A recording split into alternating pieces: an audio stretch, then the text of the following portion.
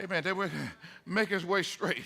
One crying in the wilderness. I ain't him. I'm just one. You hear the same thing first Sunday, second Sunday, third Sunday, fourth Sunday. You're going to hear the same. You're going to hear the same message because that was the message that God had given to John so that John could prepare the way for the coming of Jesus Christ. Now, when we look at the history of what theologians call the historicity of John the Baptist, you know that John, mama was Elizabeth. And Jesus' mama was Mary.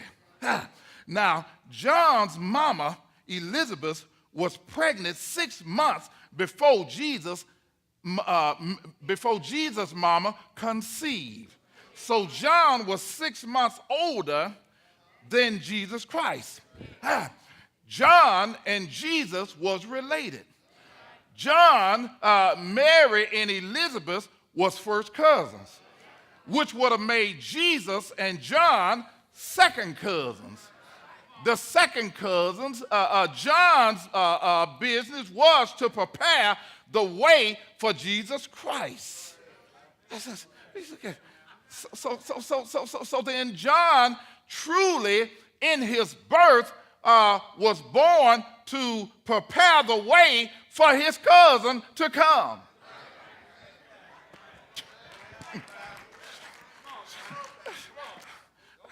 Folks talk about the Bible don't make no sense. Everything in the Bible makes sense. Everything in the Bible has an order. Everything in the Bible fits together like a puzzle. It is written as the prophets, behold, I send my messenger before thy face, which shall prepare the way before thee. The voice of one crying in the wilderness, the voice of one that was crying, the voice of one that was not speaking. John's calling was not to speak softly. But John's calling was to cry out, to speak aloud with a voice of urgency.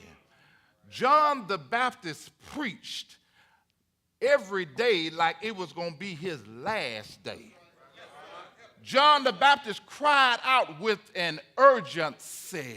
It's an urgency. And I want y'all to know that the message that you're hearing, you don't come to church, at least don't come here for entertainment. Amen. I'm crying out with an urgency because somebody here is on their way to hell. Amen. Somebody here, somebody sitting here right now is on their way to hell. Somebody sitting here right now is dressed nice on their way to hell.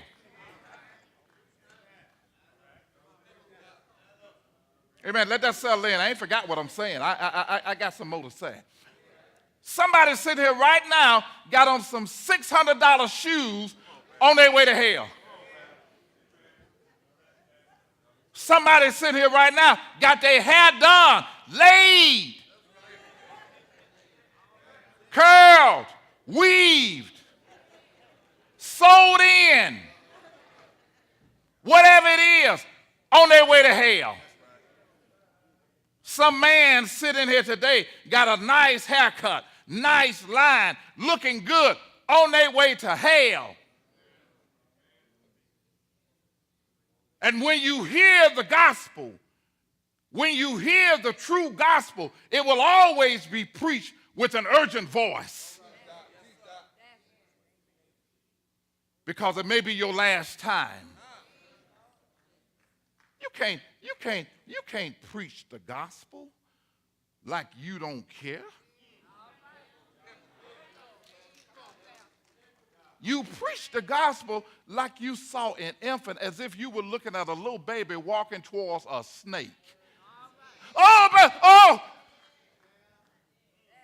That's the way the gospel. That's the way the gospel must be preached. Because there's an urgency. There's an urgency for you not to be destroyed. And there's somebody here that is, you're being destroyed. As a matter of fact, you're in sin. You're on your way to hell. But there's another way.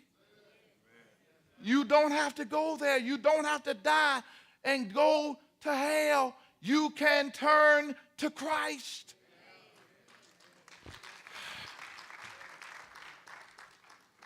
So John the Baptist preached. He preached with the voice of one crying in the wilderness. And what did he say? Prepare ye the way of the Lord. That was his message. Make his paths, the Messiah, the Christ, the anointed, the Christos, make his way straight. John did baptize in the wilderness. John had a message. John baptized in the wilderness. John baptized in the wilderness. John baptized in the wilderness. Everybody ain't no be behind a pulpit. Everybody ain't no be in a big church. I tell younger preachers this. I don't know what's going on out there. A lot of folks, the Lord ain't called them. Amen. I ain't scared to say it. The Bible says you'll know a tree by the fruit it bear. You got some jokers out here that see that it's easy to get a church. Wait a minute. Man, I can make me some money that quick. Wait a minute. All I got, let me get me a storefront here and put me a name up here. Amen. And I know I can sing a little bit. And if I get a little tune, they'll come to hear the word, to hear me sing.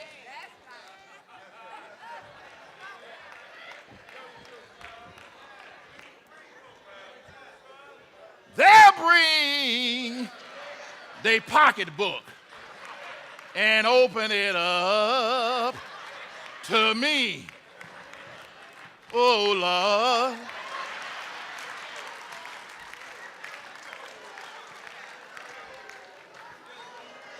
That's easy. That's easy to do. That's easy to do. That's easy to do. That's easy to do. But to preach an uncompromising gospel, to preach what folks don't want to hear, to explain to them things that they don't want to hear, to tell them about sin, to tell them about salvation, to tell them about repentance, to tell them about sanctification, to tell them about regeneration, to tell them about you must be born again. Folks don't want to hear that. The Bible said they got itching ears. They want to hear what they want to hear. And so if they don't hear it over here, they'll run somewhere else and hear it. And if they don't hear it there, they'll run over there. If one church preached too long, if one pastor preached too long, they'll go and find one that preached 30 minutes.